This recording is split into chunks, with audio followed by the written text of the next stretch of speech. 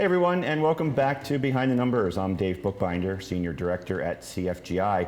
This is the program where we dig deeper to understand what really matters most in business. And today I'm going to be having a very interesting conversation, kind of two different conversations, if you will, but more on that later as this unfolds. I'm pleased to welcome my guest, Dale Power, who's the CEO of Big Shoes Marketing. Dale, welcome to Behind the Numbers. Thanks, Dave. It's great to have you here. Why don't you tell the audience a little bit about who you are? Okay. Well, I started Big Shoes Marketing 20 years ago, and the name comes from a comment I made to someone who I was talking to before I did Outward Bound, because I had to scare myself to death before I started my own business. And I said to this person, I've got to step into some really big shoes to do this. And I went, wow, that's actually a very good name for this business. Right, nice. It refers to not only for myself, to remind myself to step into those big shoes, but it refers to the customers and the clients I want to work with. Great. Let's talk about marketing and Big Shoes Marketing. Okay. Some folks hear the word marketing and maybe they confuse it with advertising. So maybe it makes sense just to kind of kick this off and set a frame for the difference between marketing and advertising. It's such a marketing's such a loaded word, as is advertising. Advertising is a part of marketing, of course, but to me, my definition of marketing is to bring the deepest expression of who you are as a company and your values, and to express that to the person that you most want to attract, to the clients you most want to attract. And so many companies just want to attract clients. I prefer to attract great clients. Yeah, so one thing comes to my mind when I think about that is Apple, right? Everybody talks about, Simon Sinek's talked about it in terms of their why, projecting who they are, what they're about, why they're there. And when I think of the Apple customer, as he points out, you never see them sticker up an Apple laptop. Right. They're talking to the folks who are innovators, who are the disruptors. Yes, purists. Yeah. Absolutely. So they've obviously figured out a really unique differentiation strategy to start with their why. Does every why necessarily lead to differentiation, or how do companies really differentiate? Well, I mean, this is the step that most companies, or a lot of companies, don't bother with. They really don't quite understand differentiation, and they think that they have to buy a technology or put a process in place, but they don't do the homework of really understanding enough about their customer to be able to attract them. Let's talk about that, understanding the customer, because our audience consists of a whole wide swath of folks in the business ecosystem, business owners, executives, folks that service them. And independently, they're all businesses, right? So whether it's an accounting firm that people think is a commodity, or an engineering firm, there's a lot of other folks in your space. You've got competition. So what's your advice on how companies can stand out in an otherwise noisy field? We always start with making maps. And we talk to a lot of people in an organization, because the organization will be well served to educate their workforce on how to describe who they are. And a good example of that is Southwest Airlines. Apple's pretty good at it too, but you know, they give their people the freedom to express themselves in their own personal way, because they hire on the values that the company has. But going back to the customer, making a map of a customer's, you know, what they love, everything about them, what they read, and this is really one-on-one marketing stuff.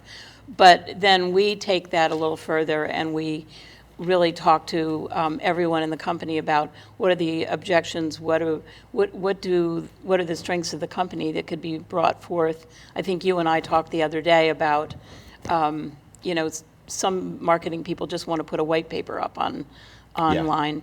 And that might work for an engineering firm really well, but it might not work for an accounting firm, because frankly, unless their customers are really technical people, doing really technical work, you know, it may not connect with their customer. Yeah, it may not land, it may not resonate. Yeah, exactly. So when you talk about knowing your customer, I guess there's a potential disconnect for who you think your customer is, who you want your customer to be, and who your customer actually is. Well, You know what?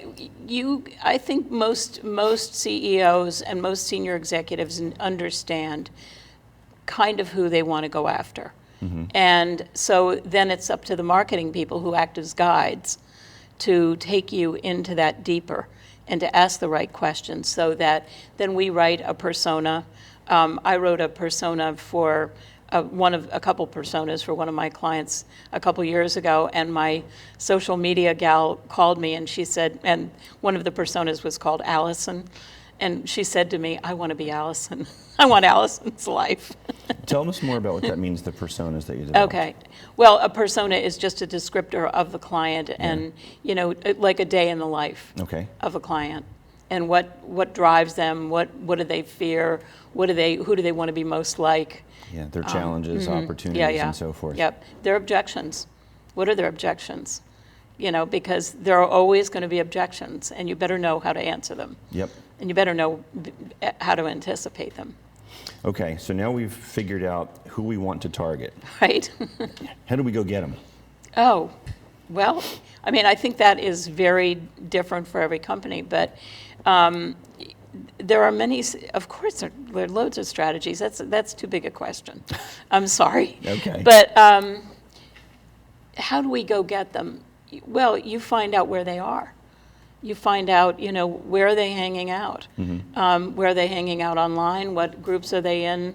Are they on LinkedIn? What do they respond to on LinkedIn? What do they need help with? How do we educate them? Yeah. Things like that. Gotcha.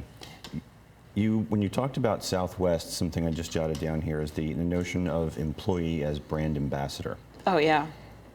How do we engage our employees to carry the flag for our brand in kind of a marketing role, if you will? Yeah. Well, I think it starts with hiring.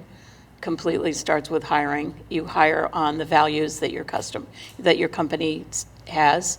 If you have to really mean those values. So the company has to have integrity about the values they state. But when employees have those values, and I'll use another example that everybody knows, is Trader Joe's. Trader Joe's, everybody loves going to shop at Trader Joe's, right? It's a fun experience. The people there look happy. They generally are happy. If they're not happy, they don't stay there. They get rid of people quickly if they're not a good fit. But they go through a really rigorous hiring process. And I sat with the head of JetBlue, who had been with Southwest a couple of years ago, and she said they go through about 25,000 resumes to hire one person. Now, not individually, but they're really picky about who they take on. Yeah, that makes perfect sense. Yeah. I mean, so then you have willingness. You have somebody that wants to play on a team, and then, you introduce them of how the company wants to express that, maybe in some bullet points, but put it around something fun and make it, create a challenge around it. I don't know. There are lots of ways to do it. Yeah. So once you've identified the why and you're playing to that, are you, we'll call it, stuck within the boundaries of that, or do you have latitude to expand the message, so to speak? Boy, I sure hope you have latitude. I think it's important to give people freedom with that, and hopefully they will, if they're happy and they're treated well, they're going to be telling people what a great company it is. So, I mean, and it all starts with hiring. Too many companies just think, I need a body, it won't matter, I can't find the right people, it'll be better to have somebody than no one. And that's catastrophic. Yeah, right. You can't just go, okay, they have a pulse. That's right. I get it. That never works. No. Right. Yeah. Dale, for folks who are watching you and want to know more about how they can work with you or learn more about Big Shoes Marketing, how can they find you? They can find me online at bigshoesmarketing.com.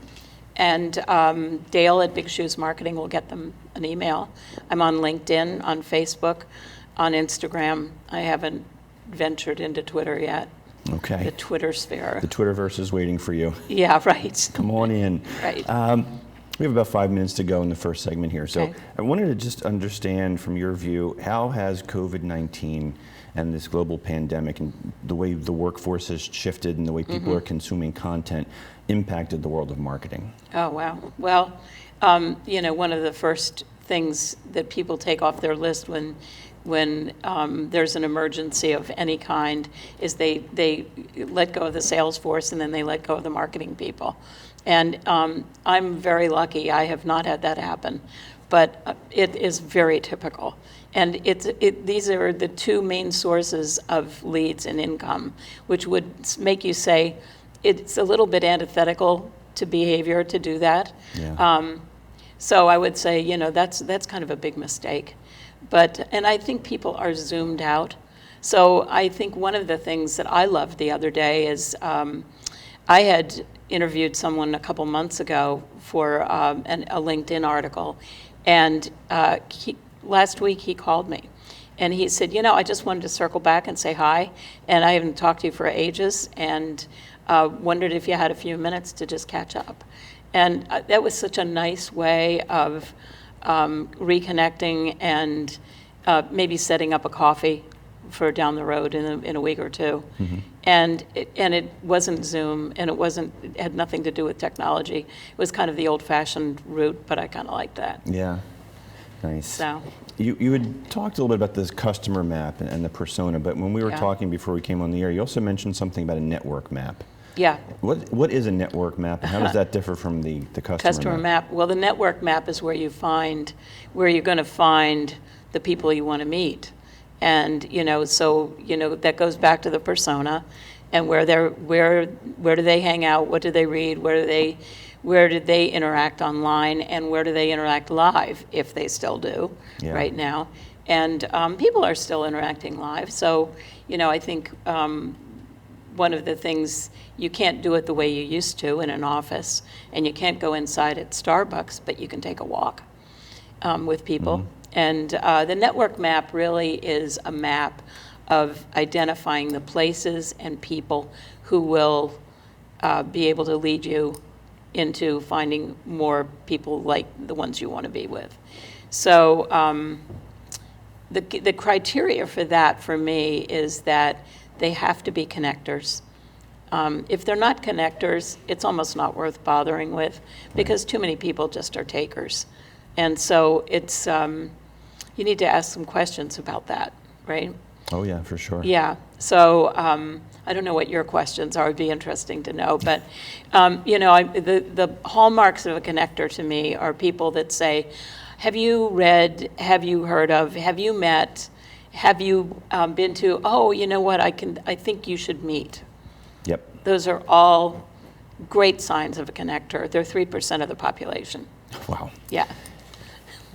I didn't realize we were going to be talking about networking and hiring and so forth in the context of marketing. I didn't either. This is enlightening. We have about maybe 90 seconds to go in this first segment, I'm guessing here. But I wanted to ask you one more thing here with regard to a strategy, if you will. Email marketing. Uh-huh. A lot of folks think that if they send a newsletter, that they're selling to you, that they're creating some kind of brand awareness, and far too often I'll just hit the unsubscribe button. Right. Can you talk a little bit about the email marketing and newsletters and how effective they are? Well, I think it depends on the content a lot, and nobody's doing much reading right now, especially online. It's hard to read online. So I think my favorite newsletter is James Clear. Do you know who he is? Yeah. He wrote Atomic Habits, and great book. And his email comes out once a week on Thursdays. It has 3 bullet points, 2 questions, 1 quote, and 1 thought. So 4 things, that short, like no more than a sentence. And it's food for thought, some great quotes in there. And it's enough to keep him on your radar, and that's about it. And those snackable bites. Yeah. Got it. We're going to take a pause here, Dale. Okay. Don't go anywhere. Great. We're going to pay a few bills and do a little commercial break right now, but we'll be right back on Behind the Numbers after this quick pause. Don't go anywhere.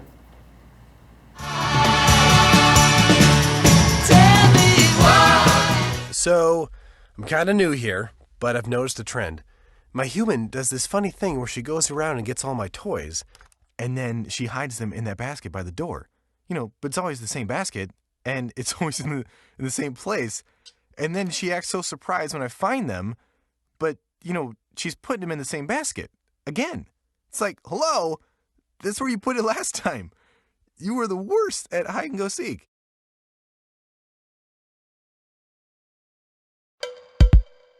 Listen, what will make your event simply beautiful? Is it your attire, your decorations, your entertainment? Well, join me, Alicia Simone, as I chat with some amazing vendors and clientele who will share their stories and images and their experiences. Right here on RVN TV, Tuesday at 11:30 a.m. and Wednesday at 4 p.m. It will be simply beautiful. See you then.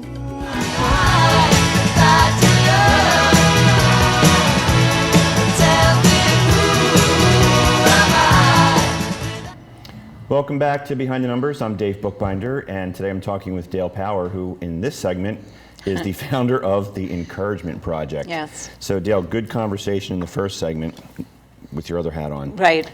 Let's talk about Many hats. Yes, let's talk about the Encouragement Project. Okay. Tell the audience what it is and how it happened. The Encouragement Project started a very long time ago, more than 20 years ago. I was working at a school for kids with learning issues, and I was writing a book. I was very busy. You always have 10 other jobs in a private school. And every morning starts with an assembly, K through 12. And at the end of announcements, they go around the room with the staff and faculty, and they call out good things kids did every day, different kids. And the culture of the school was amazing. The culture of the school was positive and helpful. And I thought that was, it was a lovely place to work. About 3 weeks in, the second year I was there, I noticed that the new kids, who kind of come in emotionally black and blue because they've failed in other settings, although they're bright and they just don't know it, they were turning around. Their behavior, their body language was turning around. And they went from not looking you in the eye to looking you in the eye. They went from not smiling to smiling. They went from not saying anything in the hall to saying hello. And I wasn't teaching, so there was no reason for them to know who I was. And I thought that was extraordinary. And I asked other people around me if they'd noticed it. Nobody noticed it. And I got very interested in it. I identified that as encouragement that really arced over the whole school. It was that whole culture of encouragement that made a huge difference, because of course it is extended to the staff and faculty as well. So it was a pretty nice place to work. And I got interested in it. I read some books on encouragement, which I thought were not terribly exciting. And I got really busy because at the end, as you know, Dave, at the end of writing a book, it's kind of busy. Yeah. Yeah. It's a little like giving birth, right? Well, you wouldn't know that, but anyway, right. So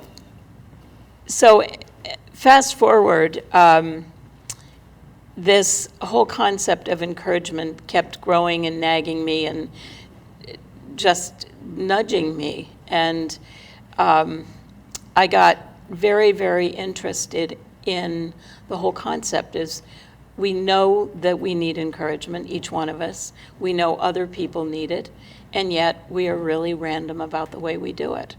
And I read more books, and I started my business, my marketing business, and that was pretty busy, so things got put on hold for a while. And then 5 years ago, I was at an art exhibit early on a Sunday morning, and my phone rang, and it was a fellow that I went to Villanova with a million years ago, who had been a good friend, and he said, "I'm calling to say thank you." And I said, "What are you thanking me for?" And he said, "You saved my life." And I said, "Wow, can you remind me what I did?" And he said, "You got me off drugs." And I said, "I had no memory of you on drugs." And he said, "Well, I was smoking weed. I wasn't serious about my studies." And he said, "You knew I wanted to go to medical school. And you sat me down and had a pretty harsh talk with me about it."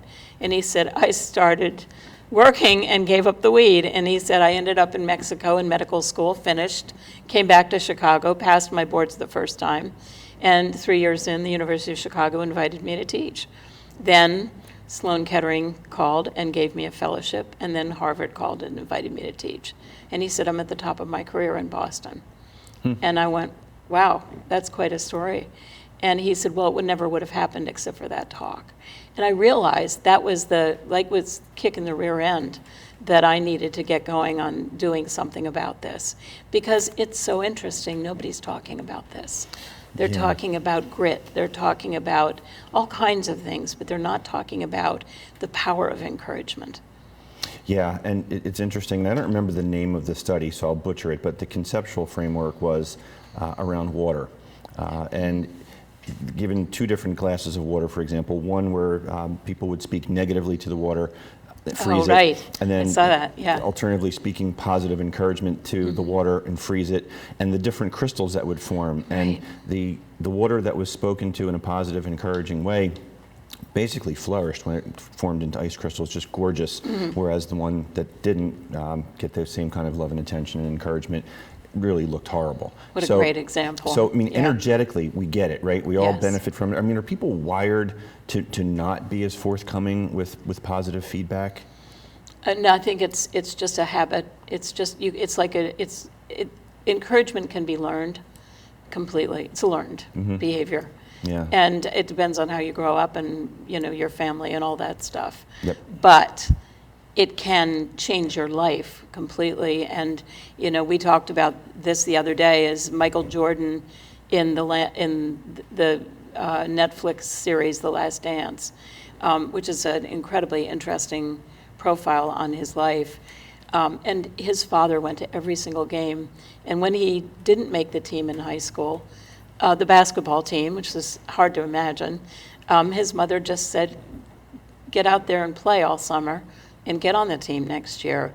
And, encouragement isn't always happy, slap on the back, you can do this. Yeah. Encouragement can be all kinds of flavors. Yep. Some hard. And we're going to jump into that. But tell folks how they can learn more about the Encouragement Okay. Project. TheEncouragementProject.com is one way. I post on Facebook just about every day during the week. I take the weekends off. And Instagram. And maybe LinkedIn this year. Okay. Yeah. I warned you that I'm going to pull you into the numbers. The show's called Behind the Yeah, Numbers. right. And I warned you that when we talk about a topic like this, that some, we'll call them skeptics who are watching and listening, may wonder, how does this really apply to the business world? I want to drag you into the numbers and ask you, call you out on it here and ask, how does encouragement impact the business world, and why do leaders need to pay attention to this? Well, I find it really interesting, having been in the business world for more than 20 years, about 35 years. I think it's very interesting that business leaders think that the business skills are more important than the soft skills. It's very important to have expertise in your area, there's no question about it. But the people that have good soft skills are the ones that achieve everything. Yeah.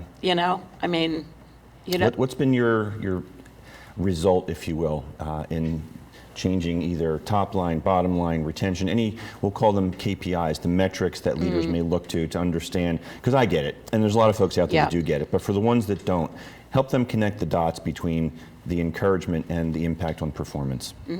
Okay. There are studies, and you know what, I'll post some of those coming in the weeks coming up on that particular subject, because I don't have them in my head right Okay, now. that's fair. But I think that you can just use any good culture versus any bad culture. Have you ever worked in a place that was just terrible to work in? Yeah. We all have. And have you ever worked in a place that is amazing to work in? Yeah. And what was the difference in performance? Oh, just night and day. I mean, part of my book and my journey in discovering what employee engagement and discretionary effort was born from the discrepancies or the dichotomy of working for someone that you would walk through fire for and someone who didn't care about you, and likewise you returned the favor. So the key that you just said is connectedness. It's the connectedness between people, and especially between leadership and the people that they manage, that is the key. And if you can build that connectedness, people will walk through fire for you. Right. So for the folks that aren't wired that way and don't have that organically, how do you advise them to exhibit those tendencies when they may be thinking, look, I don't have to be your friend at work, we're work colleagues and you get paid and that should be enough? Right. Well, if I have the opportunity to work with them, and sometimes I choose to and sometimes I choose not to, if they're open to exploring that, then I would set up some tests for them, some experiments for them to do themselves, and let them experience the difference, and then reflect on that. Interesting, very good. What else can you share with us about the Encouragement Project in the 60 seconds or so that's left? Maybe? Okay. Well, being intentional about encouragement is important. Also understanding the skills. And on the website, I list a number of ways that you can, and they're easy. They're little things. Can you share a couple real quick? Sure. I mean, handwritten notes. Everybody thinks notes are old, passé, gone. Yeah. And I had a client that started writing notes, and people called him to thank him for their notes. Really? Yeah. Yeah. I mean, because it's so unusual now. You know, snail mail has become a wonderful gift. Mm-hmm. Yeah. Yeah, back when we were all in the offices together, there were opportunities for public showings of appreciation, you know, Yeah. ringing the bell Yeah. and accepting an award or things Yeah. like that. How do we do that in this environment, in a work from home situation mostly? Well, you know, I mean, if someone is running a business and they have Google My Business or they get Google reviews, share those reviews with the people that have done the work. Yeah, expound on that. They're not throwing me Okay. off the set yet. Expound on that, Okay, because all right. you shared that with me before we went on the air. It was an interesting story. Yeah, well, I mean, it's, you know, a lot of companies get reviews because your website ratings depend on, to some degree, on that. And so, you know, but that stops right with the person whose desk they cross. And, you know, if you're working for a company, you're not going to your website to look at how many reviews you've gotten and what they say usually. In fact, I would venture to say most employees don't look at their websites at all. Yeah. So, but that person who gets those reviews could send those along. Yeah, and what happens is the folks on the receiving end of it start to understand that what they're doing really makes a difference and how Yeah. it impacts Exactly, and the end of the food chain, so a to little speak. note of appreciation at the bottom of that Yep. would be good too. Very good. That was them telling me we do have to get off the set Great, now. So, okay. Dale, thanks. I'm glad we snuck in a Thank couple you. extra ones there at the end. And thank you for joining me Thank on you, Behind the Dave. Numbers today. Thank you for watching and listening to Behind the Numbers. We've had two separate conversations here with Dale Power today. We've been talking marketing and we've been talking about the Encouragement Project. And as Dale said, you can find her on social and all the various websites that she mentioned here. Do reach out to her to learn more. And if you'd like to learn more about me, you can find me on LinkedIn, Facebook, and Twitter. Please do hit the subscribe button on wherever you're watching or listening so you can stay in contact with us. And until next time, take care, everybody. We'll see you again on Behind the Numbers.